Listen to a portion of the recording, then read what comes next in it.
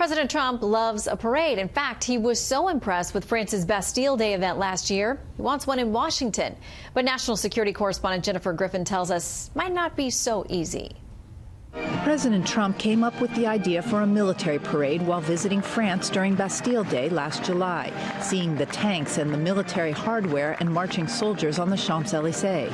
He has repeatedly wondered why the U.S. does not have such a military parade along Pennsylvania Avenue. When the president visited the Pentagon on January 18th, he mentioned the idea to the Joint Chiefs.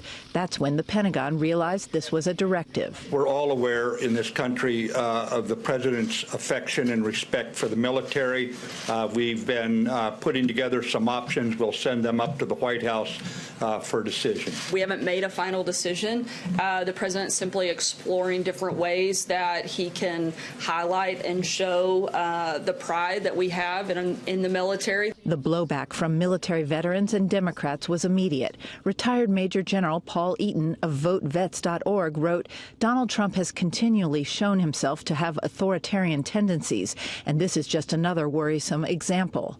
Democrat Adam Smith of the House Armed Services Committee called it self-aggrandizing and a misuse of military time and energy. It's not something we've done in America. Many fear that the U.S. will look like the authoritarian regimes that use their militaries to prop up their rule: North Korea, China, and Russia.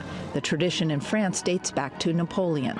Republicans pushed back. I think it's entirely reasonable for the nation to be patriotic and to be able to celebrate the people that are serving us, that 1% that actually serves us on national defense.